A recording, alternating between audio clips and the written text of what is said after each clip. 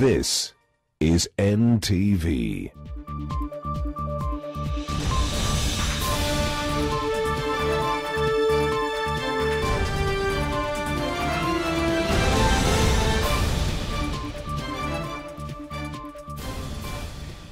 Ni saa 6 katika majira ya Afrika Mashariki na tunakuletea NTV sasa. Rais William Samoei Ruto hajawahi kushindwa katika uchaguzi wowote aliowania kutoka mwaka 1992. Ni mweledi wa siasa, mfasaha wa maneno, na jana hotuba yake ilionekana kuashiria msemo kusema na kutenda.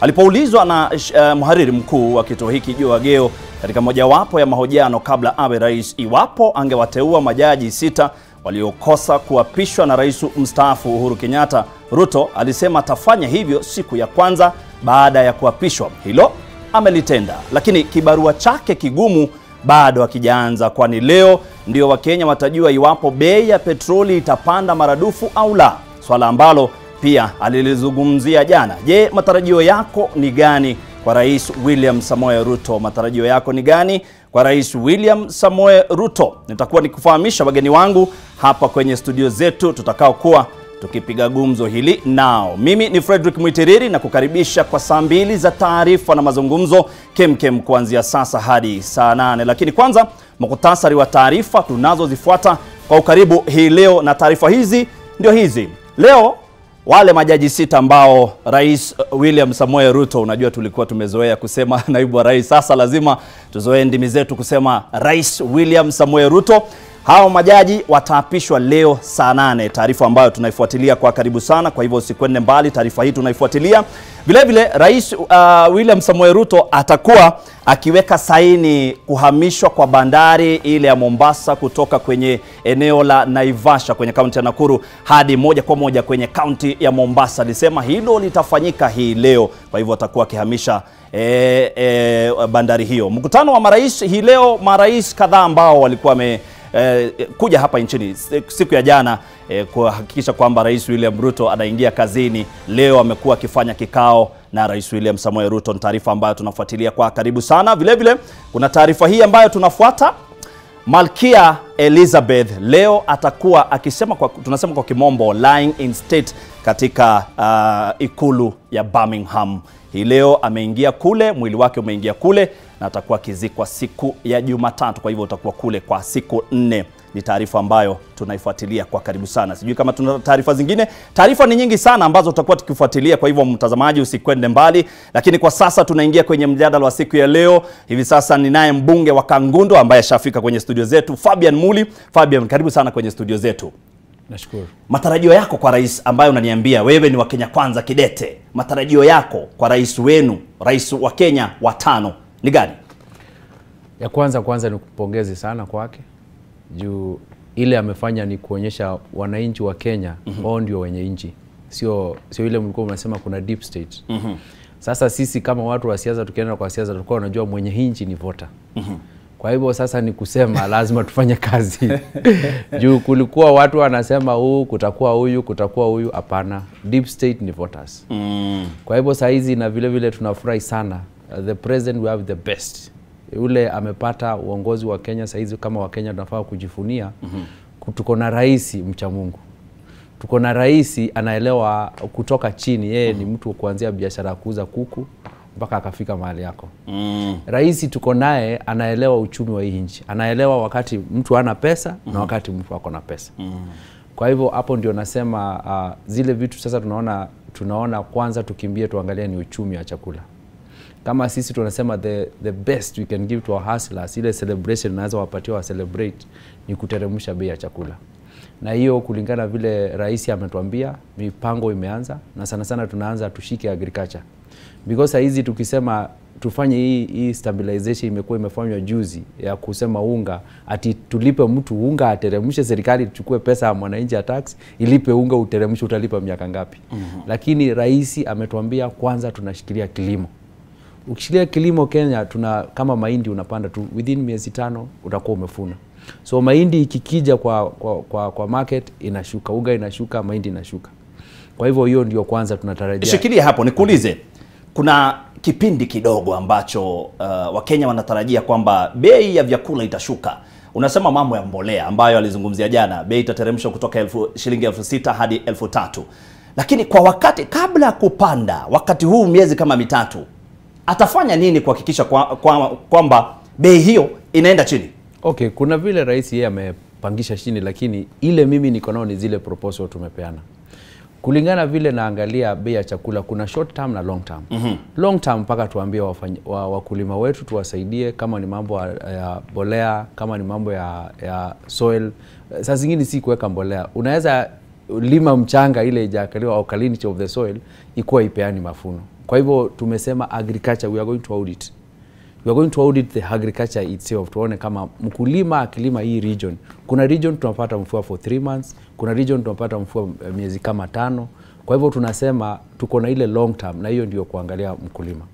Sasa hii kwa short term tunasema hivi. Tunasema kama mahindi tunahitaji kama 30,000 bags in the market na ziko, si tutoe nje sasa hii tusaidie mkulima. Juu the reason sasa zingine tulisema tusibot chakula tusaidie wakulima wetu. Lakini saa hizi yao haiko kwa market. Kwa hivyo saa hizi tukiendea nje, ukienda kama nchi kama Egypt. Ukiangalia market ya Kenya hapa utapata ile hepo tunakula na mayai ya Egypt ni cheaper kuliko ya mkulima wa Kenya. Kwa nini? Juu mkulima wa Kenya tax imeuma sana, hizi imeuma fertilizer, imeuma hizi vitu ya kulima. Lakini sisi tunasema for short term chakula ya mkulima iko kwa market. Si tuilete haraka ijaye kwa market na itaenda chini. Yeah. Kwa hivyo zile ni zile proposal tumepeana na tuna expect, tunaanza sitting, tunaanza PG yetu on Friday. Ili zile vitu tunaenda kupush. We are going to have our first PG in Naivasha. We are going to push jo inji angalia mwananchi aache kuumia kwa chakula. Iwapo ruzuku itatolewa, ile ambayo Rais Uhuru Kenyatta alikuwa amesema ya ruzuku ni subsidy. Iwapo itatolewa, Wakenya hamuoni kana kwamba miezi ambayo inakuja 3-6 hivi wataumia sana, wataendelea kuumia sana? Kuna kitu nataka uelewe. Iliekwa. Ukienda kama kwetu bado unga iko ile bei ilikuwa juu. 200 na zaidi. Hii unga tuseme ukweli. Ni kama iliekwa tu 3 days na ikarudi bei iko juu. Saa hizi unga iko juu. Tukiongea hinja atuongei mambo ya Nairobi peke yake. Atuongei region moja. Tunataka audit. Inji yote unga iteremke. Inji yote chakula iteremke. Atuongei ati sasa kesho uende weke supermarket moja waambie huu manufacturer hapa hii product yako tumeweka ati wewe una produce jimbi tunakulipa yako ende chini. Tunasema unga zote ziko kwa market na inji yote. So hakuna kitu ilifanywa. Ile ilikuwa siasa. Ile ilikuwa siasa. So unasema ruzuku hakuna, haijakuwapo, subsidy ni kusema tu, ni ya kusema tu. Hiyo ilikuwa siasa. Ile kitu tunafaa kujua. Sisi kama Kenya. Na sana nchi yetu wa Kenya. Many government departments zimeendeza nchi yetu na propaganda. Propaganda kabisa. Uongo unaachiliwa kwa market na uongo unaenda. So na hizo ndio zile vitu tumesema rais kuanzia vile after jana alisema nchi haitaendeshwa na propaganda. Some of the even public policies ilikuwa zinawekwa za executive. Haujui zinatoka wapi. Executive na make a policy na change system ya education inaitwa CBC. Sasa hiyo ilitoka wapi? Wewe ulikuja ukaulizwa na mtu wa public participation, where was it done? Ilifanywa wapi? Tukaambiwa tumeona ile 844 system ni mbaya, tufanye hii. So na hizo ndio zile vitu tumesema sisi tutafanya kazi na Rais William Ruto ndio to make sure that inji haitaendezwa na propaganda vile ilikuwa inaendezwa. Tuingilie kwa swala ambalo Wakenya wanasubiria leo kwa hamu na gamu. Swala la kuondolewa kwa ruzuku ya mafuta. Bei ya petroli leo huenda ikapanda hadi zaidi ya shilingi 214. Nyinyi katika Kenya Kwanza, iwapo bei itapanda hadi shilingi 200, mnajua kwamba maisha yatapanda, gharama ya maisha itapanda maradufu. Mtafanya nini? Je, mnaanza na mguu ule tunasema kushoto? Kuna kitu nataka kueleza ya economy, nitatumia some word of English to understand. Economy haitengenezangu saa hizi. Economy should have a progressive agenda. Tulianguka wakati Kenya hatukuwa tumeweka a save of fuel. A country like Kenya, we should have a save of fuel for 3 years. In case Kenya tuatakiwe leo ama tuambiwa tutapewa mafuta mtatoa wapi. Hiyo ni failure ya Kenya Pipeline. Na MD anafaa kuwa ashatuambia Kenya tuko na mafuta tumeweka save, inaweza tuongoza miaka ngapi. So as we speak na hii mafuta kutoa, hiyo nini iliyeko hiyo ya kupeana the suppliers in the port. Unaambiwa kama ulikuwa unaleta mafuta, ulikuwa unafikia mafuta Mombasa na 30 shillings. Mafuta unafikisha na 40 shillings. Unaambiwa uza vile ulikuwa unauza 30 shillings, nitakurudishia 10 shillings. na the same time wewe ndio unanitax nikiingiza. What is the game being played? Mafuta ili landing rate ilipanda from cost. When the landing rate ilipanda kufika Mombasa, the government should have taken initiative. Waende nje, wa negotiate mafuta yao ikuje. What is the challenge to travel here and go negotiate direct where the fuel is coming?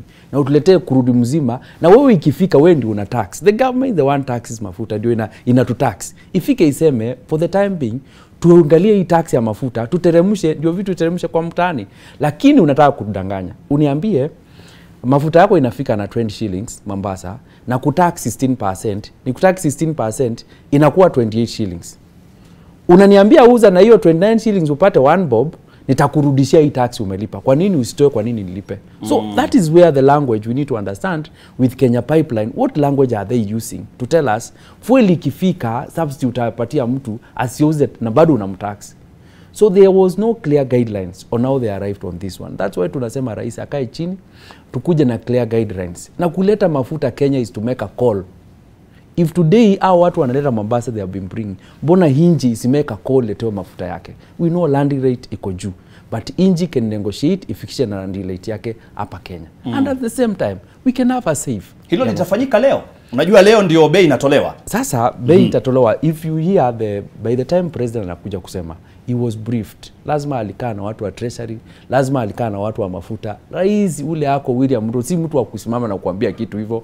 Lazima alikuwa briefed, na hii serikali alikuwa deputy. Na amekuwa MP, amekuwa assistant minister. So he knows. By the time anakuja kutuambia he knows. If me I can understand, I can save the situation of oil within 1 month. What about the sitting president who has been briefed? So it will happen. Itafanyika. Ni la kusubiri kuona. kusubiri kuona. Unajua inji Kenya si kama nyumba ya mtu ama canteen. The only issue inakuanga when people have selfish interests. Ukiona mafuta how is being carried in this country, there is a lot of cartel ya mafuta Kenya. Na even you when you join them, you become a fresh supplier. You might get to yourself you don't know even what is happening. Kuna hizi cartels ndio zimekuja kuingia kwa mafuta ikakuwa uelewi. Kwa nini Kenya mahali tumefikia up to now? Hatujai sign sisi tujiladishe mafuta hapa Kenya. Sisi ezi inchi mpaka broker atupatie mafuta. Ukiangalia ule broker analeta mafuta ni mtu tu wa biashara, hata hajai soma hata anything engineering about fuel, ni mtu tu alipata pesa na akapata connection. What about inchi yenye iko na kila mahali tuko na diplomats? If today Kenya we call the diplomat in Kuwait, the diplomat in Qatar, the diplomat in Dubai, how many hours will they take to negotiate a deal for Kenya to have oil? So ni sisi as a country we will draw some selfish interest if we want this country isonge mbele. Yeah. Swafi, kuna swala ambalo lilizungumziwa jana na ambalo Rais William Ruto, unajua hilo jina ndugu, hilo jina kabla liingie Rais William Ruto hata sisi kwa miaka 10 imekuwa naibu wa rais.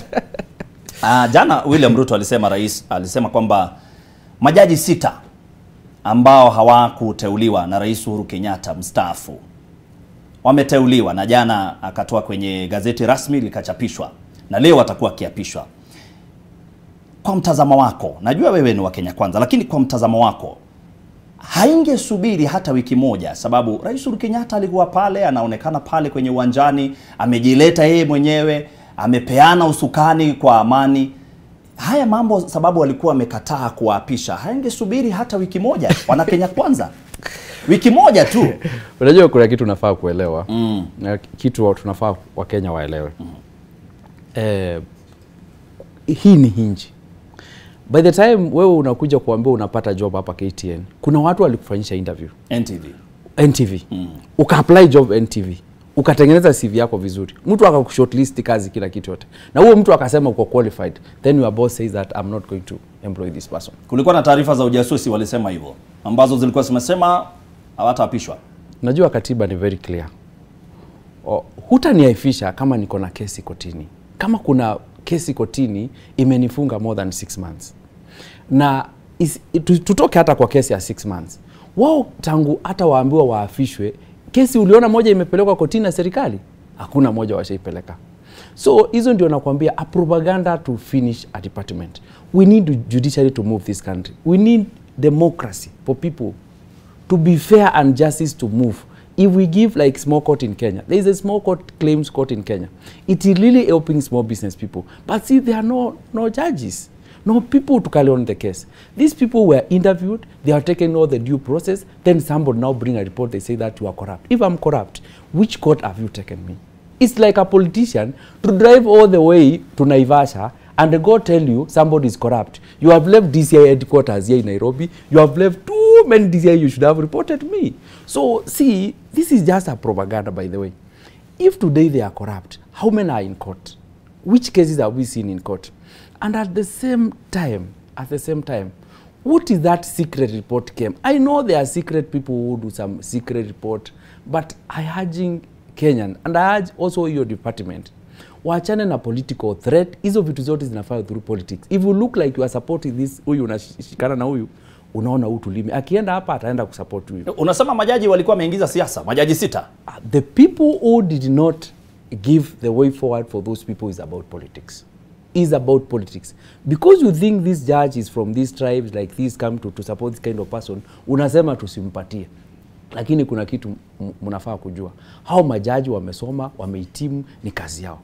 Na hizi report unaambiwa ni za corruption. Some cases zilikuwa za corruption, zilikuwa political. Ni tunaaji hizi departments za serikali, kama unajua umepewa kazi, wacha kuwekelea mtu juu ya siasa. The country is not moving. This country is not moving. Kenya is songi mbele. Songi mbele kwa nini? People work on political threat and a security threat. What about economical threat? When is the day tutakuja kufikirie unga by next year itapanda? Ile si utafikiria hii suti umepaa mpaka tutoe ngambo. Na hao watu wasema wasipatie nguo. So we need to start thinking economical threat. Kama saizi ukiangalia some countries which have grown in America, they have a department for intelligence for economy. They monitor every commodity kwa market, they know it. Kenya hata saizi unaweza pata mtu ametengeneza poison na iko kwa market.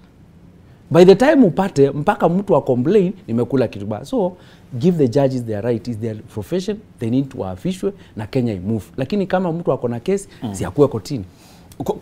Kuna wakati aliyekuwa waziri aliyekuwa waziri Fred Matiang'i aliwaambia majaji kwamba taarifa za ujasusi hazitumiki katika mahakama zetu, na imekuwa kizungumkuti sana kwa idara ya polisi, sababu wana taarifa za ujasusi lakini mahakama inasema kwamba si taarifa ambazo ni za kweli na haziwezi tumika mahakamani. Taarifa ambazo zilitolewa kwa majaji hao 6, serikali ilisema wakati huo ni kwamba ni taarifa za ujasusi. Unasema taarifa za ujasusi zisitumike kweli kweli, hasa katika kupigana na ufisadi katika nchi yetu ya Kenya? Unajua kama uko na case, kuna kitu inaitwa fact na factual in law. So kama uko na factual evidence, you can go to court. Lakini hakuna vile utaniambia ati nilipata report huyu judge ni corrupt. Sasa hiyo inamaanisha nini? Kama uko na report, uko na evidence, ako koti gani na kesi inaendelea wapi ndio asipewe kazi. Hakuna vile nikuje niseme manake umekaa ni kama you are not on my side. Au tembei na mimi. Ni kama ukiingia kwa hiyo ofisi utakuwa unauma mimi ama unaniforce. Hakuna haja utumie those are excused. And I'm telling you, those judges, ukiangalia the report which they give, watakwambia hata hawajui inatoka wapi. If today ukae hapa useme tunataka hiyo report yao majaji, hakuna report utapewa. Lakini utasikia mtu akisema hawaafishwi juu ni corrupt. Hiyo ndio tunasema propaganda za WhatsApp na Facebook. Na by the way, this country tukiangalia sana and we need to warn even the government officials. They need to stop working with the propaganda za WhatsApp na za Facebook. Because if especially department ya security, they need to be factual, because hizi vitu zingine za WhatsApp mtu anaamka anaandika anything. Mtu anaamka anaona weather ni kama inakaa kunanyesha hivi anaandika hii. Mwingine inakaa hivi anaandika hii. Because the country, we cannot deny people their right of communication. Sometimes they need to separate and authenticate the information before they use it somewhere. Yeah. Swali langu lilikuwa tukianza mjadala huu ni kuhusu jinsi muonekano wa vile ambavyo Rais William Ruto alisema mbele yake rais wa Kenya ambaye alikuwa anaondoka na alimpa mamlaka kwa njia ambayo ni sawa. Je, unaona ni kama ile ambayo walikuwa wamesema hata kwa vindictive, haitakuwa ni kurejesha yale ambayo matope ambayo alikuwa huoni kana kwamba hiyo ndio taswira ambayo aliitoa hiyo jana? Najua nataka kuuliza ikawa na shindana. This is government. If it is under our government is formed through politics. Chapa kisiasa, umeenda nyumbani, henda nyumbani mwingine. Mbele ya rais ambaye amekupa mamlaka. Mbele yako unafaa kuambiwa hajampa mamlaka ipewa na nchi. Actually the outgoing president say that he knows who will give. So si amempa. Yeye katiba ndiye imempeleka nyumbani. Kama si katiba unajua mwenye angepea. So it's and then hakuongea the thing that is case kwa line. The thing President William Ruto talked, I think right, kuapisha majudges is not a wrong. Na pia akasema we are going to check the system of education, CBC. And actually we have to move to save this country in terms of education. Hizo ni zile vitu kwa executive policies. Unauliza hii policy ni ya nini? Hii policy ni ya nini? Ingesubiria leo ama mbele ya rais ambaye anaondoka. Hilo ndilo swali langu. Taswira ambayo sababu kabla apishwe alisema kwamba wakati ambao mahakama ilisema ilimruhusu na akasema yeye ndio rais, alisema kwamba yeye hata lipisha kisasi. Lakini jana ikaonekana kana kwamba hilo ni kisasi ambacho kilikuwa kimewekwa. Huoni kana kwamba hilo muonekano taswira ambayo alitoa jana? Hivyo ndio tunafanya kazi. Kenya tunafaa kufanya kazi hivyo. And that's why I'm telling you, tuko na bahati, tuko na rais. At waste time tunafaa kufanya kazi hivyo. Kama sasa hivi ile amesema mafuta, tufanye hivyo, tuteremshe unga, tusonge. Kenya imekaa that word for long. We need to move fast to the second word. How long mama boga anatabika? How long mtu wa bodaboda anatabika? How long watu wa shop kidogo sasa hivi kana account government? Account government umepea magavana. Ile kitu wengi watafanya ni kukimbia tu kuokota ile pesa ya parking, ile pesa ya license, bado wafikiria another idea to generate the revenue. So we need to move fast to save this country by not wasting time. Kitu kama kuafisha majaji ni kitu wa kugoja. You see, hata wanafaa kuwa hiyo iliisha kitambo. It's not a story to discuss. Yeah. Shikilia hapo sababu umezungumzia masuala ya CBC na nataka tuyazungumzie kutokana na hotuba ambayo ilitolewa jana. Mtazamaji, nimekuuliza hapo awali, je, matarajio yako ya Rais William Samoei Ruto ni gani? Matarajio yako kwa Rais Samoei Ruto ni gani anapoanza kazi? Alianza jana jioni. Leo ataingia kwenye ikulu, anakutana na marais, vile vile atakuwa akishuhudia kuapishwa kwa majaji hao 6. Seba unasema MP Kagundo, haya tunakutazama sana. Kajukan Kadhan unasema natazama kutoka Mombasa NTV sasa. Asante. Njeri Mushiri unasema following for farmers, sijui ni wakulima, nafikiri ni wale wakulima ambao waliambiliwa mbolea itashukishwa bei. Sonia Kinyi unasema hii yako acha nisome mwaka ujao, sitasoma kwa sasa. Collins Oponi nasema they told us ukitaka unga ya 100 iko kwa TV. Mashallah. Haya. Hakuna unga ilikuwa. Hakuna. Wakenya wana mtazamo tofauti. Swala la CBC ni swala ambalo limewaguza wazazi wengi ambao wanasema kwamba mtaala wenyewe umekuwa ni wa bei ghali. Kuna wale ambao wanasema mtaala ni mzuri sababu unawapa maarifa watoto wadogo. Rais ashasema kwamba kuna jopo kazi ambalo litatengenezwa kuhakikisha kwamba mtaala unaangaliwa upya tunapoingia hasa mwaka ujao darasa la 6 wanapojiunga na ile tunaita junior secondary. Kwenyu wana Kenya Kwanza, ni lipi unaona linastahili kuondolewa? CBC ondolewe kabisa au isalie vile ambavyo ilipo ama iongezewe kitu juu? Unajua ama ni nyinyi mnasema turejee 844? Unajua kuna kitu nafaa kuelewa. History of where you come from. Mahali unatoka lazima uangalie. Sisi unajua kama masomo imesaidia nchi yetu. Tulikuwa tunaishi kwa bush, watu wako wanajua kuandika, tunaendelea kugrow. If you compare Kenya with countries like China, India, Nepal and Sri Lanka, hizo hinji zimeonezwa juu ya masomo. So ndio nasema ukiona hii 844 system tulikuwa nao, 844 system has never been implemented even 60% in this country. Hatujaifika 40%. Wakati CBC ilikuja, unakumbuka watoto walikuwa primary school, hata walikuwa wanashona nguo. Art and craft kuna kazi walikuwa wanafanya. Music watu walikuwa wanaiba. Zile nyimbo tulikuwa naibia kwe tukiibia our second president. So now na kutengeneza gabion, mmonyoko wa udongo. Yes. Sasa saa hizi ukiona CBC vile imekuja na the same excitement. vile tu 844 ilikuja mbele huko, CBC imekuja na same excitement. So venye imekuja na hii excitement inakaa iko na some practicals. Okay, jina kwa Kiswahili tunasema mtaala unaoongezea maarifa zaidi. So sasa hiyo jina tu, mimi naona jina tu ndio inakaa mzuri. Ule mzazi ni ule mwalimu ni ule, na ile class ni hii. Before to talk 844 system, why don't you how did 844 system tumefikia wapi? Anybody, kuna mtu ametupatia how did ya 844? Hakuna mtu ametupatia. Hakuna, we are not seeing any consultancy. The professor there here in Nairobi University. Lakini Fabian, ndio mtaala wa CBC uanze kufanyishwa kazi. Walisema kwamba 844 ilikuwa inaegemea sana maswala tu ya mtihani. Na wengi wa Wakenya, wengi wanafunzi ni mtihani, walikuwa nasomea mtihani, wakiondoka kila mtu anaenda kutafuta kazi ya kuandikwa kwenye ofisi. Na wakasema kwamba mtaala huo hausaidii mwanafunzi wa karne ya 21. Wakasema ubadilishwe niposa watu wawe na maarifa zaidi. Kwa hivyo ki-audit ulifanyiwa. Okay.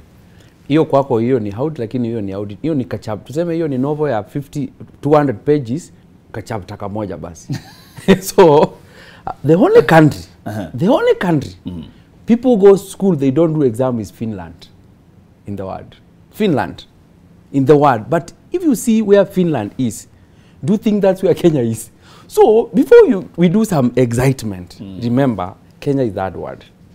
Second, we have too many people who are jobless from that system of 844. So we need the how did and what we are producing. Now let's come to infrastructure. The failure of 844 system in this country is lack of infrastructure. Hakuna kitu ingine. Walimu wako wamesoma, wasomeshe watoto. Lakini unaenda shule, especially the only places we have schools is maybe urban areas. If you go to rural areas, people are still wanasomea kwa mabati. Ukienda rural area, still unapata class moja, mwalimu anafunza 80 students, 80 pupils in one class at primary school. If today you compare, in this country we have almost 1,488 wards. This country. Ukiangalia the number of school in one ward, primary school, you get sikienda sana ni 6 to 12. Ukienda secondary school, you get is 1 secondary school. The population of a ward gives you 10,000 people. Tell me, those school hata ziko fit kwa those people. Second, let's move about infrastructure, about the sitting in a class. We have secondary schools up to date. Mtu anasoma from form 1 to form 4, aje ingia lab ya chemistry, aje ingia ya physics, aje ingia ya home science, aje ingia ya music. Because there are no labs and there are no equipment. Unasema ni madarasa na infrastructure, miundo msingi. Lakini umesema kuna wale ambao bado wanatafuta kazi. Idadi hiyo ni milioni 6 ambao hawana kazi chini ya mpango wa 844. Huoni hiyo ni changamoto kubwa sana ya mtaala wenyewe? 844 inatoa wanafunzi wengi sana ambao wanasubiria kuajiriwa, si kuanzisha kazi, kuajiriwa. Huoni ni changamoto kubwa? Haya, nakurudisha hapo tu. Sasa usifikirie ukileta CBC bado watu watamaliza shule. Yeah. Kwani wakimaliza wakisomea CBC, when they finish school, they are going to Uganda, they are going to America. They will be here in your country. So this is what you need to understand. The system has to be audited from even the Ministry of Education. From the Ministry of Education means also to give us signal. Do we have infrastructure? To tell you the truth, this country has no infrastructure even to implement 844 system. Now, when you come now to CBC, you are telling my primary schools, you are telling my primary school, my constituency, my constituency now, you are telling me a primary school with a shortage of 3 classes, you are telling me again, you put it as secondary school. Mwalimu moja wa primary school alikuwa anafunza 60 people in a class, now umemweke ingine hapo ya secondary school, hakuna infrastructure. So basically the junior secondary school in CBC is existing in a school just in a field somewhere. Shikilia hapo sababu nataka tuende kwa mapumziko. Kabla hatujaenda kwa mapumziko, naona Daniel Kanchori, wakili na mchanganuzi wa masuala ya siasa, ashaingia. Kwa sekunde kadhaa ndio tuende kwa mapumziko kisha turejee. Kanchori, mtaala wa CBC uondolewe wote, utengenezwe zaidi, ama turejee kwenye 844? Asante sana. Kuna sheria nchi hii na kuna utaratibu wa kufanya hayo yote. Kwa maoni yangu, CBC ni nzuri, lakini serikali haiko tayari kuiweza kuitekeleza. Na wale wanaumia ni wazazi na watoto. Kwa hivyo ni jambo la dharura kama kiangazi na uchumi ambayo inahitaji kuangaliwa haraka upesi sana. Shukran. Tutarejea mtazamaji, usikwende mbali. Sema nami pale @NTV Kenya @Fred Mutiriri kwenye Twitter. Unieleze, je, matarajio yako kwa Rais William Samoei Ruto ni gani? Nitakuwa nikisoma jumbe zako dakika chache kutoka sasa, usikwende mbali.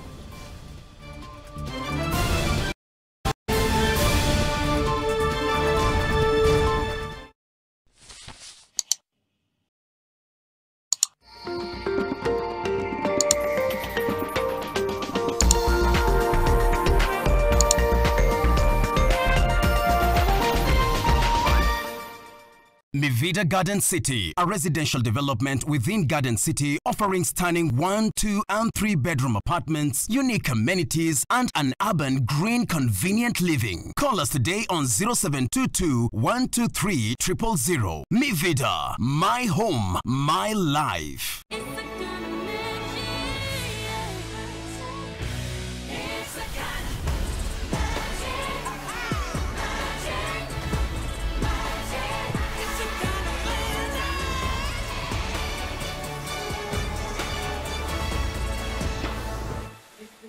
Magic. Magic.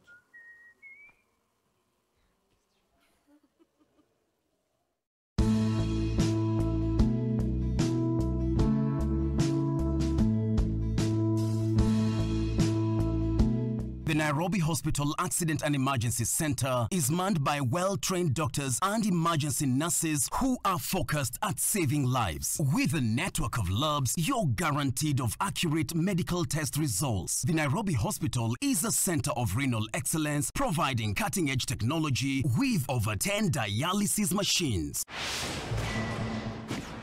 Almost 250,000 people die on the road in Africa each year. Follow these safe steps and help save lives. Make sure you stick to speed limits. Slow down at high-risk areas like junctions and watch out for pedestrians. To avoid collisions, keep a safe distance. So when you're on the roads, follow these safe steps and help save lives. We all have a role to play in road safety. Together, let's make Africa's road safer.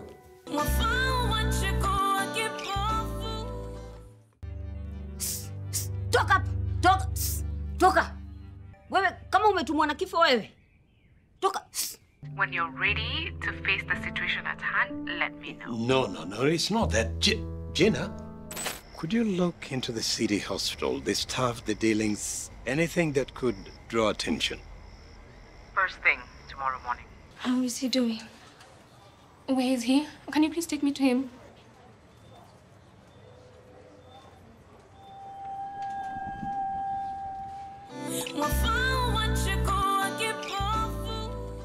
Get peace of mind and protect the ones you love with the power of Dettol Bar Soap. It cleans and protects from up to 100 illness-causing germs. So no matter what type of mum you are, trust Dettol.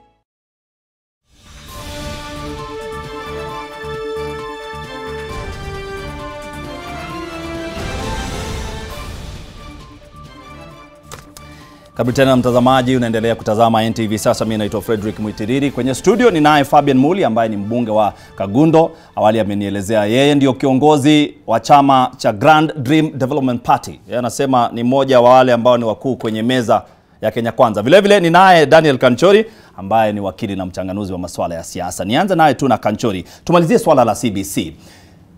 Umenieleza tukiwa mapumzikoni, mbunge amenieleza kwamba kuna yale ambayo wanataka mbadilike. Ni nini mnataka mbadilishe ndani ya CBC? Okay, sisi kama vile tunaona, we are not saying CBC ende kabisa. Vile rais amesema tutakuwa na task force. Na mimi my proposal ni CBC ile kitu mzuri tuchukue tuingize tu kwa 844. Because hata ukiona vile inaenda mpaka grade 6, from grade 6 unafanya exam, uende grade 7, grade 5 unafanya exam ndio uende grade 6, 7, 8, 9, 10 naenda to grade 11 na 12. Ni the same number you would study in schools being even 844. So badala tuseme CBC iende, tuchukue ile kitu ya maana kwa CBC, tuingize tu kwa 844. Na tusonge juu, manake kuna challenge nyingine. Even now, the Minister of Education ituambia ni mwalimu gani anafaa kufunza grade 6 na grade 7. Is this mtoto age yake ni ya primary school? Anafaa kufunzwa na mwalimu wa secondary school ama anafunzwa na primary school?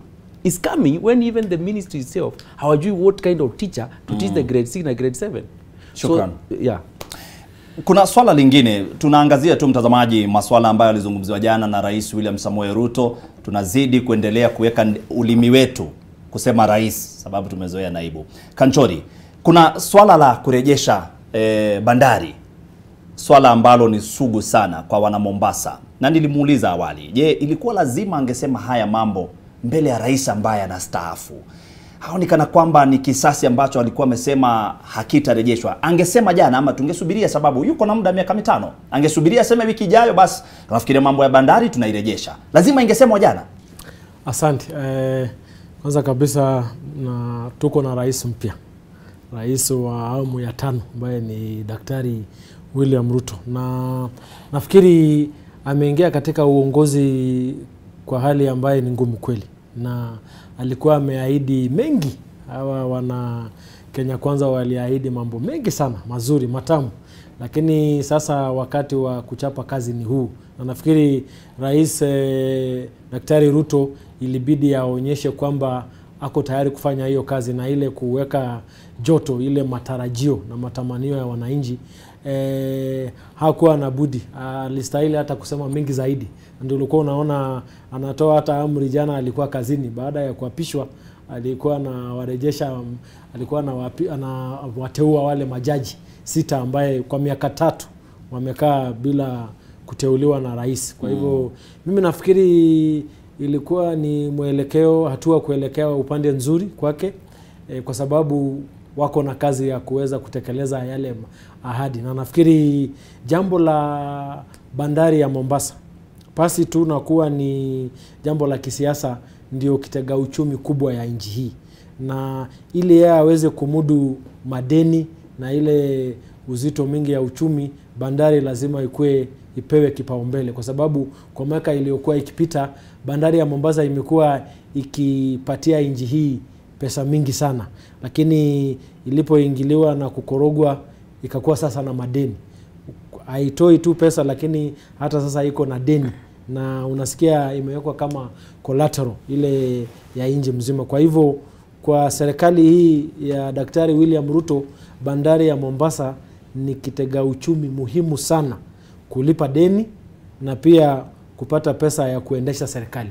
Kwa hivyo hiyo ndio ilikuwa muhimu sana ya yeye kusukuma hiyo jambo. Muli, kurejeshwa kwa bandari kutoka Naivasha hadi Mombasa na kupelekwa kwa bandari hiyo kwanza Naivasha kulifanyika akiwa naibu rais.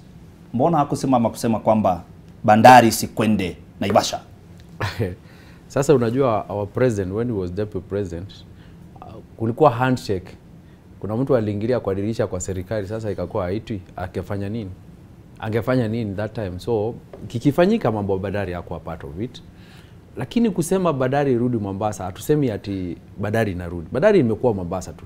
Functions, some function ndio tunasema. Mombasa imekuwa ikisaidika sana na clearing of some stuff in Mombasa. So tunasema some functions zifanyikie wapi? Mombasa. Lakini si kusema kila kitu yote ende Naivasha. Kwa Naivasha ndio kuna watu, Mombasa kuna watu. So in equitable distribution of resources or work, we need some functions to remain in that port. And the port of Mombasa should be treated as a major function, because that is the arrival. And there is no economical activity major happening in Mombasa apart from bandari ya Mombasa. So we are supporting our president on this agenda to make sure that Mombasa people, they enjoy the port being port. Naivasha is not going to die. Because kuna watu wameestablish, kuna watu wa containers wamekuwa kileta vitu. Hizo vitu zote we know those. By the time the policy to come out, we make sure that it is win-win situation, not anybody to lose. Kuna hili swala ambalo jana lilionekana. Rais hakuwa anatarajiwa. Wengi hawakufikiria kwamba angeenda Kasarani. Wiki nzima alikuwa amesema kwamba yeye kiongozi wake ni Raila Odinga. Na akarejelea na akasema kwamba hata kama nitaenda, kiongozi wangu ni Raila Odinga. Kufika kwake Kasarani, nyinyi wana Kenya Kwanza, mlikuonaje kufika Kasarani na kupeana uongozi mikononi mwa William Samoei Ruto? One thing you need to understand, President Uhuru Kenyatta as person is a very good person. We are also a product of President Uhuru Kenyatta. Even the deputy president, the president sitting, when he was deputy president, when he was MP, we have worked with Uhuru Kenyatta. To him, to me, is a very good person. Something happened with the handshake. Now, even the people who keep on asking what happened with our president with the handshake. The stand he made, normally he doesn't make those kind of stands. And I knew he'll come to Kasarani. I knew him as a person before he became president. He trained us many things. He trained how to respect the law. So to Kasarani, I knew he'll come. That one we knew 100% he'll come. Really? Our president has been with the deputy president. We have with him. It happened when the handshake came. Unasema shida ni handshake. Shida was handshake. There was no problem. Lakini kuna taarifa kwamba walikosana mwaka 2016. Hawakuwa na kulikuwa na taarifa nyingi. Kanchori, sijui kama wewe ulipata zile taarifa kwamba hawakukosana baada ya handshake. Ni mbele mwaka 2016 2017. Hapo ndio walianza kukosana. Asante. Unajua siasa ni ile wanasema ni ubinafsi, interest. Na hata hii Kenya Kwanza tunaona ni interest.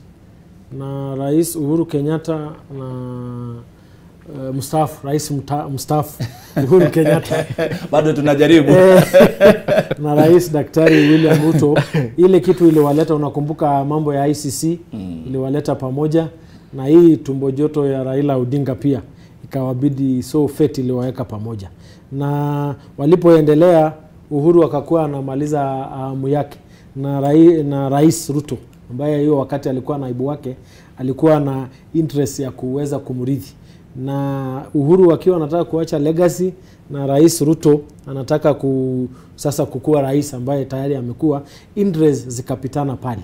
Kwa hivyo hii ni ile inaitwa political interest.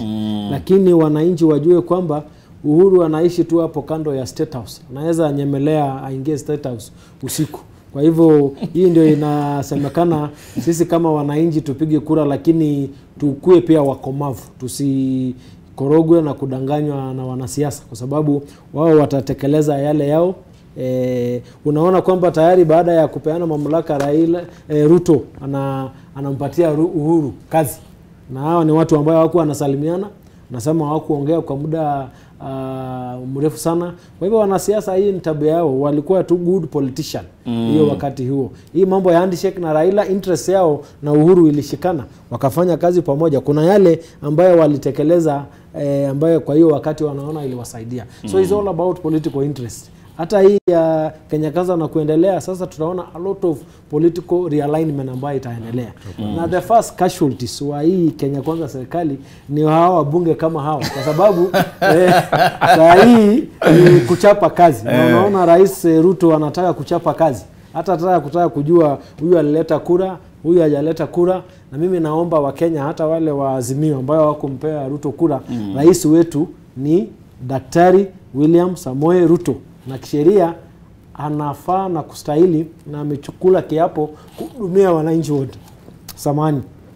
Kuhudumia wananchi wote. Kwa hivyo sasa ni kazi ichapwe. Tunataka kuona kazi. Hakuna story mingi sasa. Shikilia hapo, sababu naelezwa kwamba tuko naye Bridget Ngana ambaye yuko kwenye eneo la Naivasha. Tumezungumzia masuala ya bandari sana. Bandari hii, bandari ile, irejee Mombasa, imekuwa Naivasha. Bridget, sijui kama tunaweza mtazama hapa. Bridget, ikiwa unanisikia, je, Naivasha wanasema kazi zao zitakwenda, ama sasa ndio hiyo irejee Mombasa, wao wabaki kule? Bridget, wanasema nini Naivasha?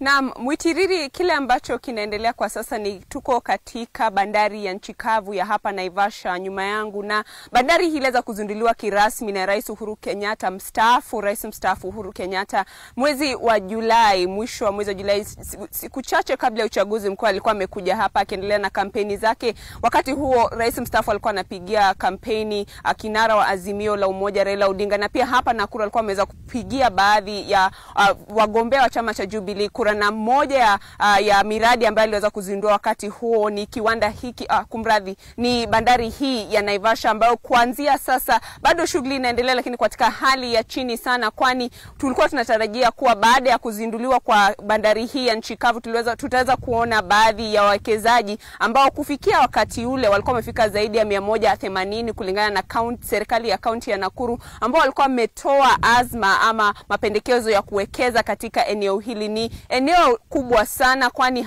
ndipo reli ya SGR imeanza kukutana na reli ile ya MGR. Ni uwekezaji mkubwa sana ukiangalia pale, na tuliweza pia kuona baadhi ya wafanyikazi hapa ambao wanafanya vibarua ndogo ndogo wamo ndani ya bandari hii. Baadhi ya majengo hapa pia yalikuwa yanatarajiwa kuzinduliwa na kufunguliwa upya baada ya shughuli kuanza kirasmi katika bandari hii. Bandari hii ya nchi kavu ya hapa Mai Mahiu Naivasha pia ni la kimataifa, kwani baadhi ya nchi jirani za Rwanda, nchi jirani za Sudan Kusini na hata Uganda zilikuwa zimetengewa mahali ambapo magari au vifaa uwekezaji kutoka nchi hizo jirani zilikuwa zinatarajiwa kuwekwa katika maeneo hayo. Lakini kile ambacho tumeweza kushuhudia hapa ni hali tulivu zaidi.